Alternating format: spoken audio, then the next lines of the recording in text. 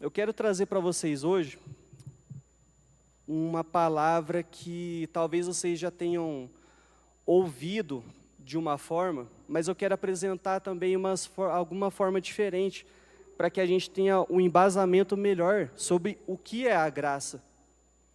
E o título dessa mensagem é A Graça Sempre Existiu.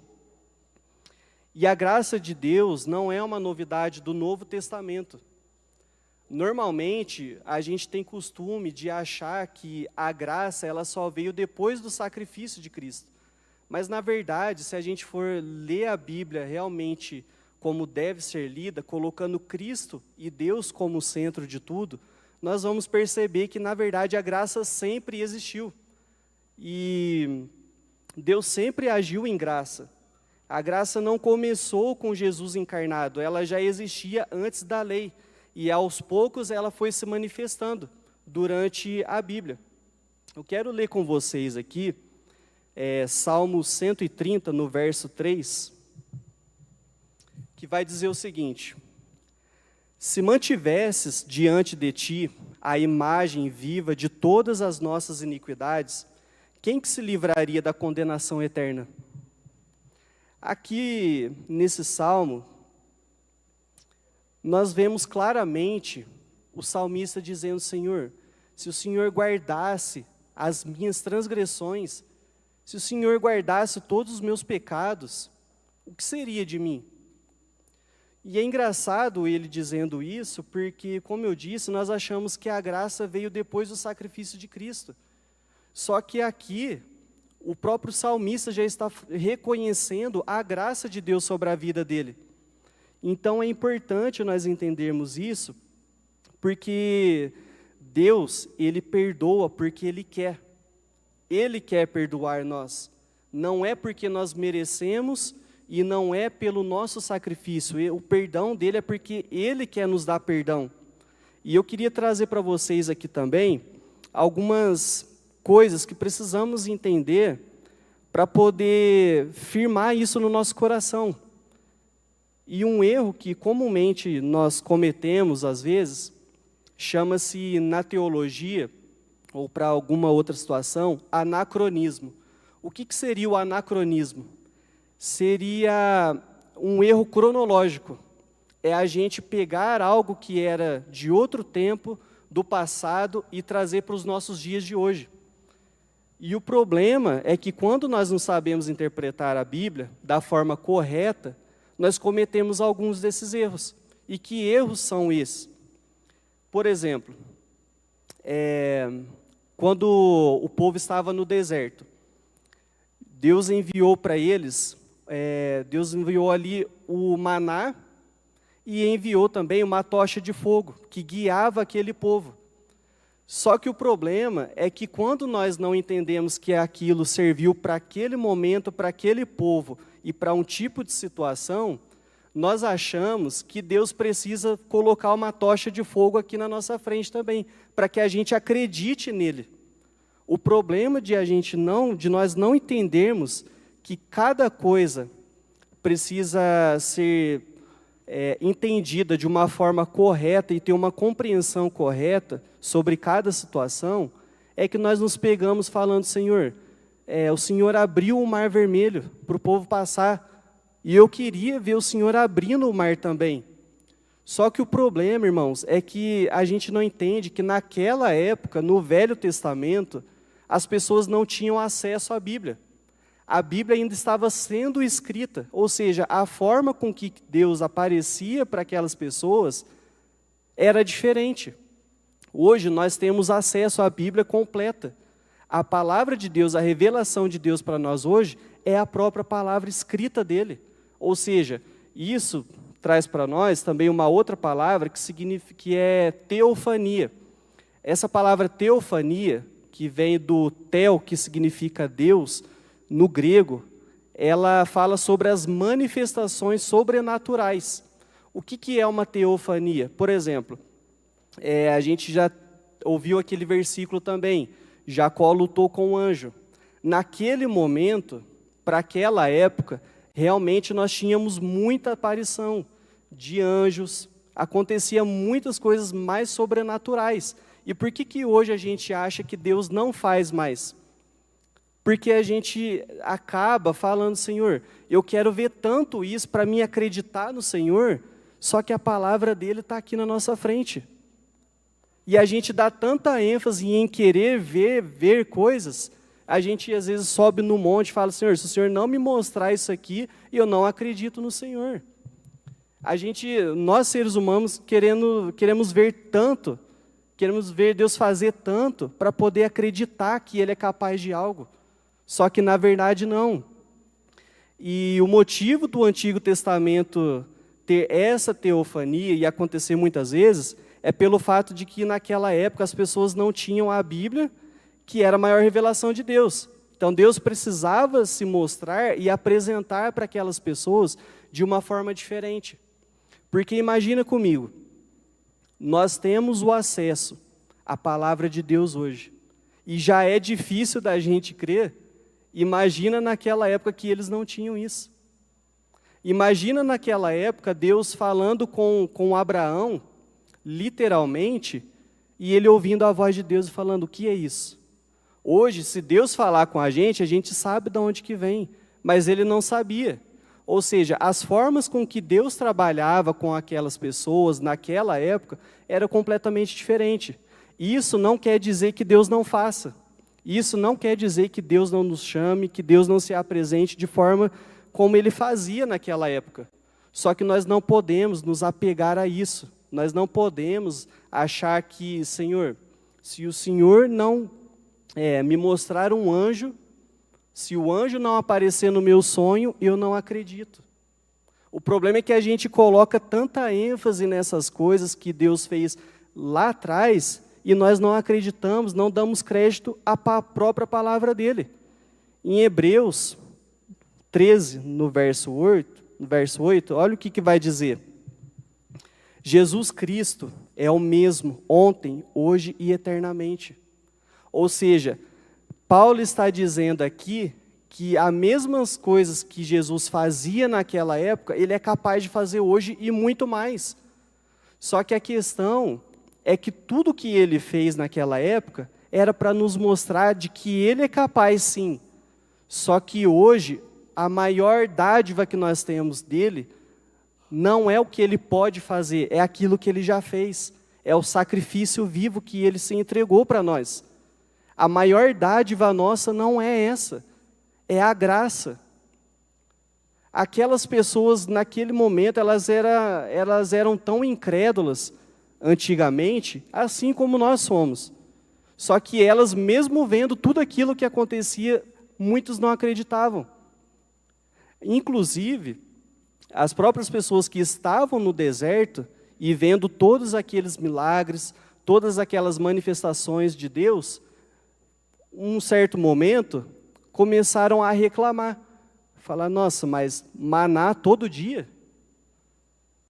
E eu já vi isso aqui, eu já comi, eu já estou enjoada. Entende como é tão perigoso a gente se apegar a tudo aquilo que a gente vê? Porque Deus, a presença de Deus, ela é palpável e a gente sente, só que nós não vemos Deus. Só que o fato de nós não vermos Deus faz com que a gente queira criar um Deus para que a gente veja Ele.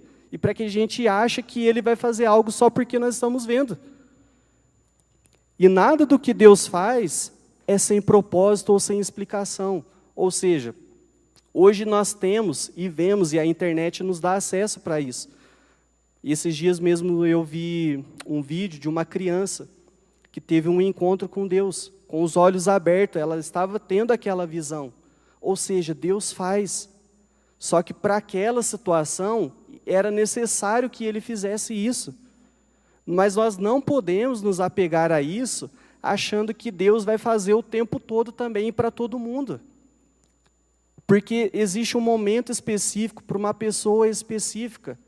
Um outro exemplo dessas questões é o seguinte, vamos fazer uma comparação aqui.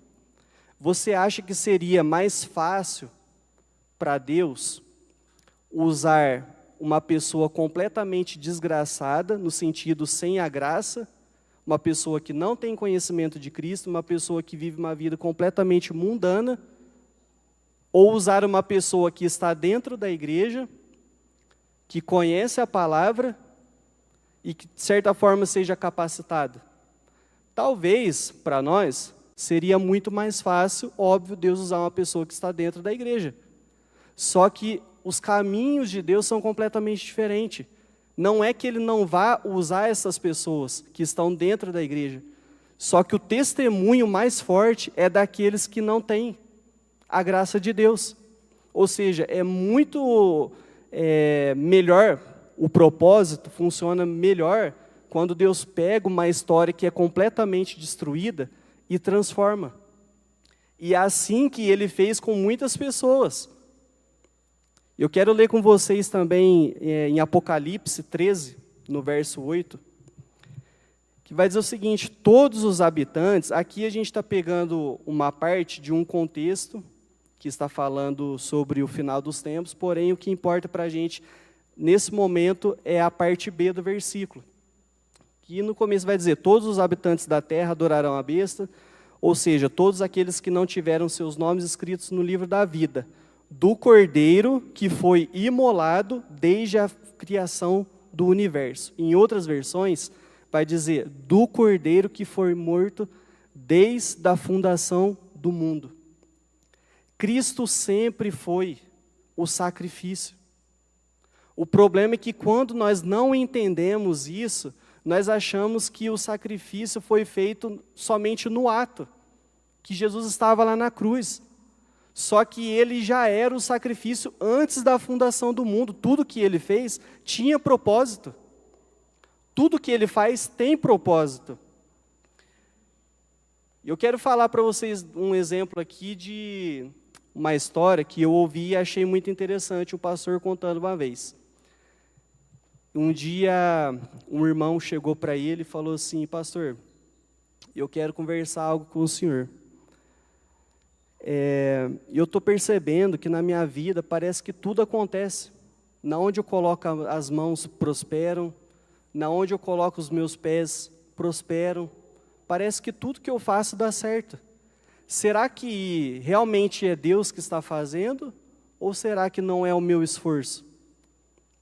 E aí, naquele momento, o pastor parou, olhou para ele e falou o seguinte, eu não tenho uma resposta para te dar. Aliás, eu tenho, mas eu não quero te dar ela. Na verdade, eu quero fazer uma oração por você. Posso? Pode fazer, pastor. Naquele momento, ele estendeu as mãos sobre aquele rapaz e falou, Senhor, eu estou te pedindo que nesse momento o Senhor retire a tua graça e o teu favor sobre a vida dele. Aí o rapaz, assustado, falou, não, pastor, pode parar de orar. Falou, mas por quê? Falou, não, eu já entendi o que eu precisava entender. Irmão, se Deus retirar a graça e o favor dele sobre a sua vida, você acha que sobra alguma coisa? Você tem dúvidas de que tudo que você tem, de que tudo aquilo que está nas tuas mãos, foi Ele que deu? Existe alguma dúvida sobre isso? Então, se existe, hoje é o dia da gente ter certeza que não é o nosso sacrifício, que não é o nosso esforço, porque a graça sempre existiu, o favor dele sempre existiu. Amém? Então, nós precisamos entender que não existe esforço algum que nós façamos, que se não estiver unido com a graça e o favor de Deus, não é possível conquistarmos. E a nossa vida é de dependência de Deus. Eu quero ler com vocês aqui também, em Jó 38, que vai dizer o seguinte. Vocês conhecem a história de Jó, creio que a maioria. E Jó era um homem temente a Deus, era um homem responsável.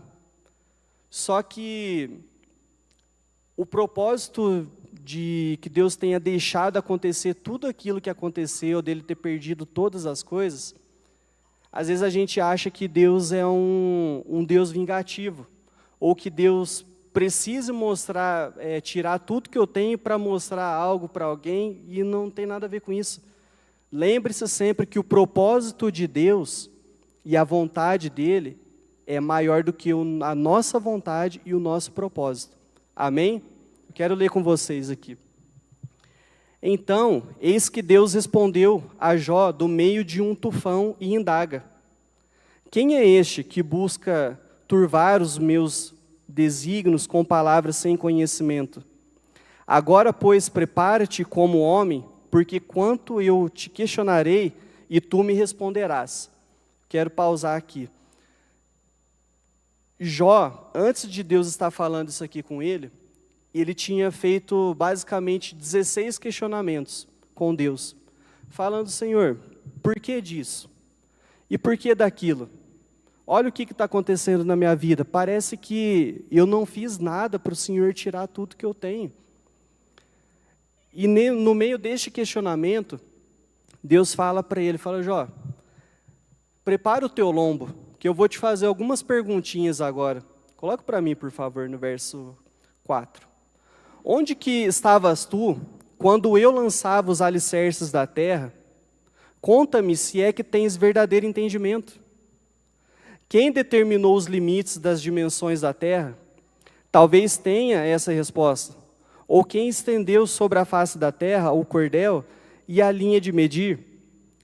E quando aos meus fundamentos, sobre o que foram assentados? E quem colocou a angular a pedra fundamental, enquanto os luzeiros matitunos, como a alva, juntos cantavam, e todos os anjos, filhos de Deus, bradavam de júbilo? Ou ainda quem repressou o mar, estabelecendo-lhe portas, quando este interrompeu do ventre materno? Ou seja, basicamente, resumindo esses versículos, Deus está perguntando para Jó, falou: Jó, na onde que você estava, já que você é tão bom assim, na onde que você estava quando eu fundei a terra? Quando eu te criei? Quando eu coloquei limites sobre as águas do mar, na onde que você estava? Você deu algum palpite para que eu pudesse fazer isso? E não existe resposta humana para que a gente possa indagar a Deus. O nosso questionamento, ele é tão pequeno que a gente acha que Deus é obrigado a responder as nossas perguntas. E o motivo, das vezes, a gente querer entender algo da parte de Deus, o porquê disso, o porquê daquilo outro, é porque a gente ainda não entendeu que o propósito dele é maior. Ou seja, as respostas que nós queremos, na verdade, nós já temos, só que nós não queremos ouvir. E a maior resposta é: filho, o meu propósito na tua vida é maior do que toda a dificuldade que você está passando. Se é cura, se é libertação, se é um problema financeiro, não importa. Se eu fizer, eu vou fazer pela minha graça e porque eu desejo fazer na tua vida. Mas se eu não fizer, é porque o meu plano é outro e é maior do que aquele que você ainda está querendo.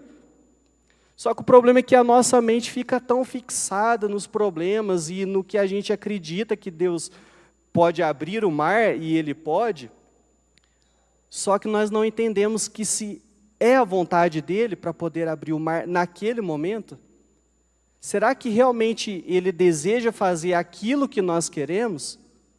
Então, quanto mais nós conhecemos de Deus, mais nós teremos resposta para as perguntas, e a gente não precisa perguntar a Deus, porque automaticamente nós vamos saber: espera aí, eu estou com essa dúvida, eu estou com este questionamento, mas Deus já falou quem Ele é e o que Ele pode fazer. O que eu posso fazer é acalmar o meu coração e receber a graça e o favor dEle, que no momento correto vai chegar. Amém? E é tão engraçado isso, que a gente acha que nós somos tão bons. Só que olha, por exemplo, Abraão. Abraão, não se esqueça de quem você era antes de eu te chamar. Você era um idólatra. Jó, não se esqueça que tudo que você tem foi porque eu te dei. E você era um incrédulo.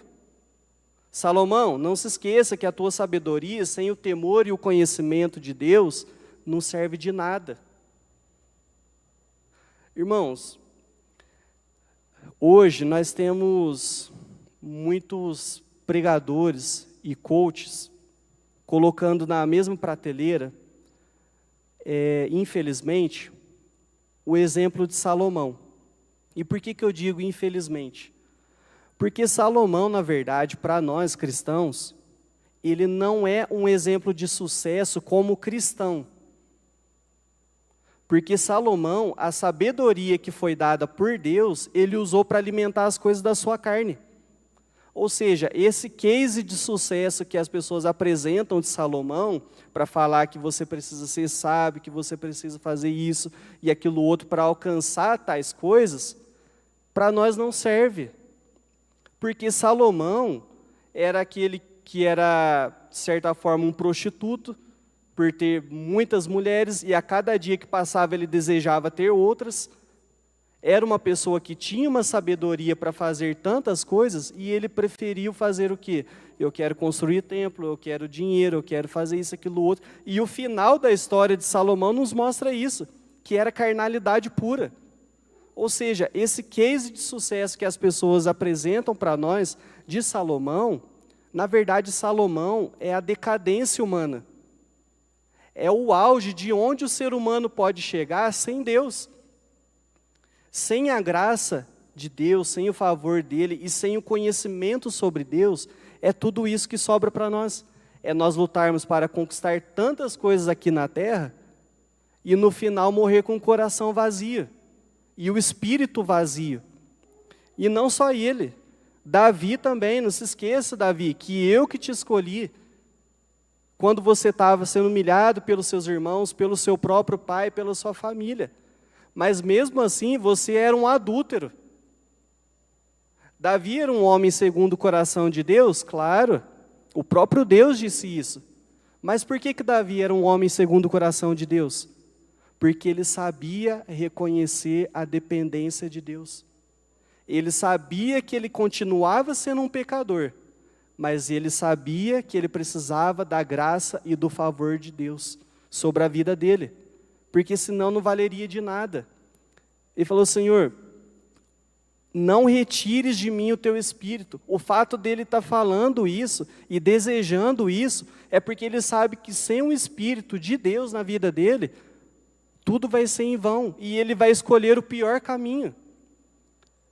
Entenda que Paulo também, olha quanta misericórdia Deus teve sobre a vida de Paulo. Paulo era um assassino.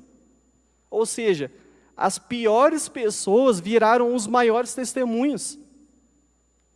É essa que é a lógica de Deus. A lógica de Deus é sobre dependência dEle. São pessoas que escolheram depender dEle. São pessoas que escolheram a graça e o favor dEle, em vez de quererem lutar pela tua salvação, ou pela misericórdia, ou por algo que seja. Então, o que Jesus está falando para nós aqui você acha que faz mais sentido Deus usar a vida de uma pessoa que acha que é certa, que é capaz, que cumpre todas as leis, que fala eu sou o cara, ou aquele que reconhece e fala: Senhor, se não for a tua graça e a tua misericórdia sobre a minha vida, eu não existo. Não é possível que eu viva com essa vida totalmente carnal, lutando por tantas coisas, e no final das contas eu não conseguir conquistar nada. No final das contas, essa soma não bate. Essa equalização não existe. E o que Deus está falando para a gente aqui nunca confunda isso. Nunca é por mérito. Sempre vai ser pela graça. Nunca vai ser pelo teu esforço. Vai ser sempre pelo favor imerecido de Cristo. Em Romanos, capítulo 5, olha o que vai dizer para a gente. A lei foi instituída para que a transgressão fosse ressaltada, mas onde abundou o pecado, superabundou a graça. Sabe o que Cristo está dizendo aqui para nós, irmãos? Eu quero ler aqui com vocês uma parte aqui que fala um pouquinho diferente sobre isso, que esclarece um pouco mais. Que vai dizer que a lei, ao tornar a ofensa ou o pecado mais evidente, que é o que Paulo está falando, demonstra a gravidade do nosso pecado e a necessidade do Salvador. Ou seja, a lei, na verdade, não é para que a gente cumpra ela.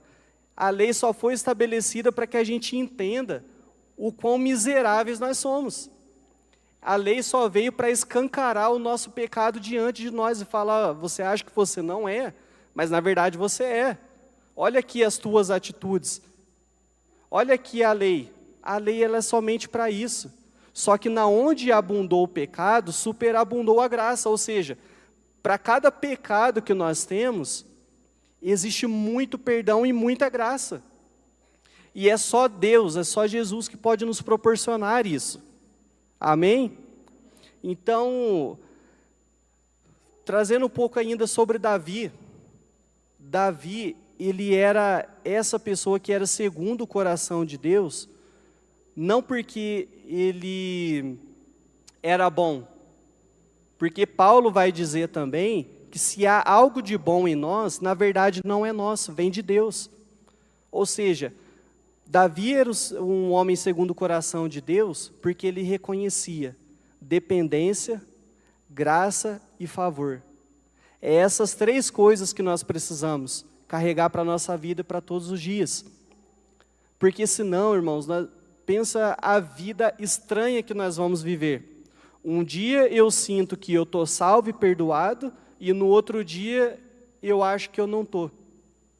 Você já pensou uma vida estranha que a gente vai levar, se a gente não entender a graça e o favor de Deus? Hoje eu estou apto para, se Jesus voltar hoje, eu tenho certeza que eu subo. Mas se ele voltar amanhã, já não sei.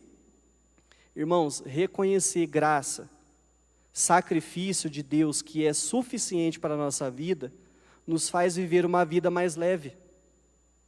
Nos faz viver uma vida não digna, porque nós não somos indignos. Só que nos faz entender que o maior sacrifício e o maior fardo Deus já levou sobre as nossas vidas. Tudo está sobre Ele. O nosso pecado, as nossas transgressões, já foi tudo sobre Ele. E o fato da misericórdia de Cristo se renovar sobre as nossas vidas todos os dias, não quer dizer que Ele vai nos perdoar naquele dia, quer dizer que Ele já perdoou antes que nós já cometêssemos o pecado.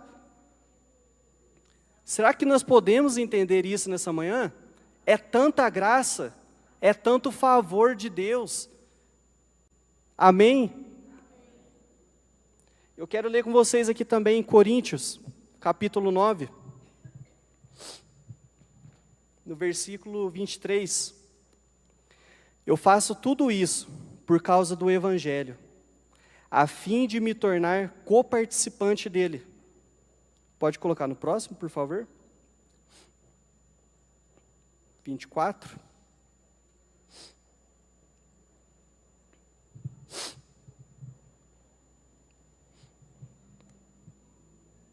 Que vai dizer o seguinte: um verdadeiro atleta de Cristo, não sabeis que entre todos os que correm no estádio, na verdade, somente um recebe o grande prêmio?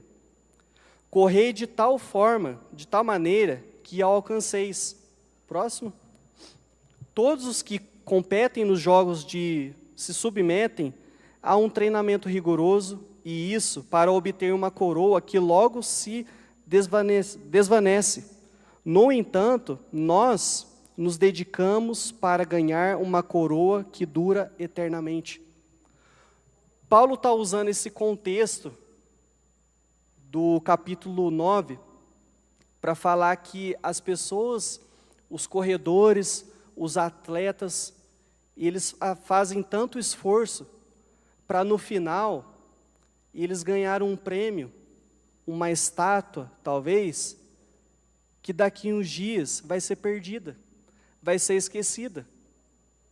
Só que o que ele está nos dando exemplo aqui é que nós cristãos corremos em direção a algo que é eterno, uma conquista que é eterno. E essa é a nossa salvação, Esse é o sentimento que nós devemos ter, que tudo que estamos fazendo, a vida que estamos levando. Quando Paulo fala, eu estou crucificado com Cristo, ele está dizendo que para o mundo, ele não deseja mais nada. A vontade que ele tem de fazer as coisas da carne dele, ele abre mão, ele morre. Literalmente, ele está se matando por aquilo. Por quê? Porque o que ele quer, o que ele deseja no coração dele, é a salvação, que é o prêmio eterno. Então, a graça de Deus, irmãos, ela sempre existiu. Cristo, como lemos aqui em Apocalipse, ele é o Cordeiro que já foi morto desde a fundação do mundo. Ou seja, o contexto disso tudo que nós estamos falando é para entender que, tanto no Velho Testamento quanto no Novo Testamento, sempre existiu graça. Não foi só o ato do sacrifício de Cristo, na verdade, talvez a frase ou a palavra mais importante da vida de Jesus, sabe qual que foi? Está consumado. Talvez essa palavra foi a mais importante da vida de Cristo aqui. Por quê? Porque ele falou, Senhor, Pai, eu concretizei o teu plano. Aquilo que o Senhor falou que eu era desde a fundação do mundo, agora está consumado, está pago. O problema de nós não entendermos que Cristo é a única esperança nossa de salvação e de uma vida mais leve e com sentido, é que nós lutamos para ter sentido nas coisas.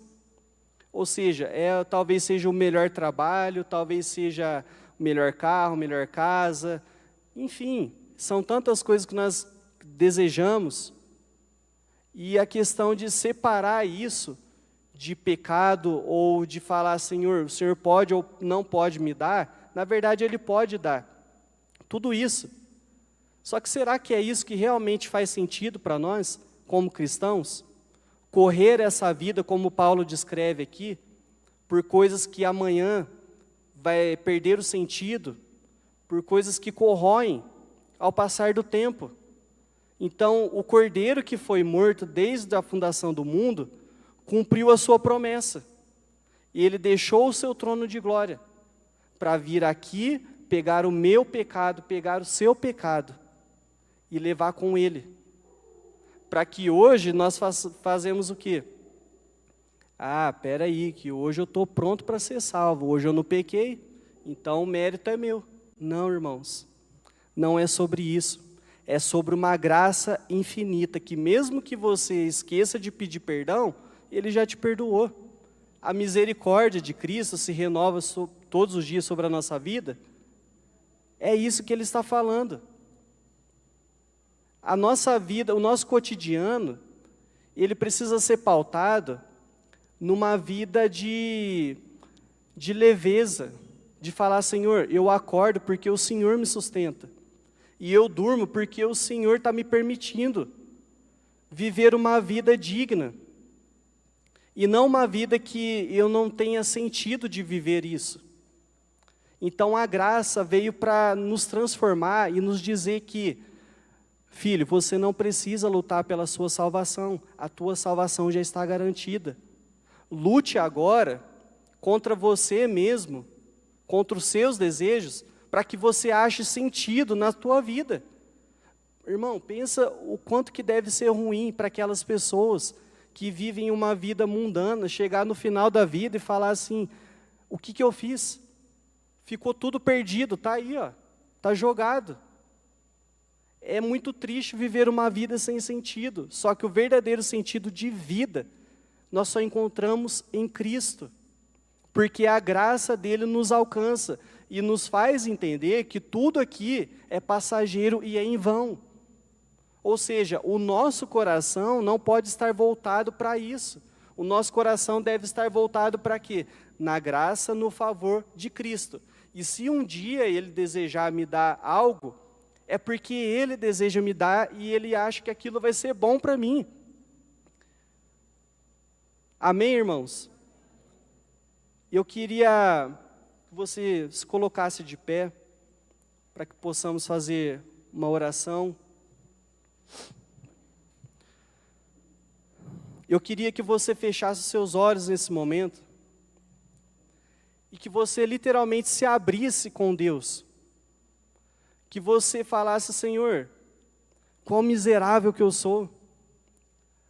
Senhor, olha a vida que eu tenho. Uma vida ingrata.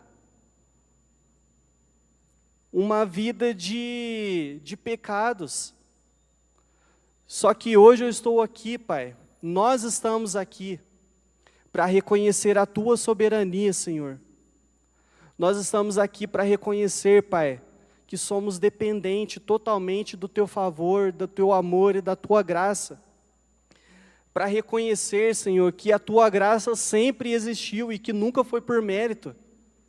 Nunca foi, Senhor, porque conquistamos algo ou porque podemos fazer algo.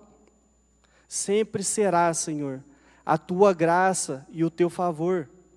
Sempre será, Deus, o Teu amor incondicional sobre as nossas vidas.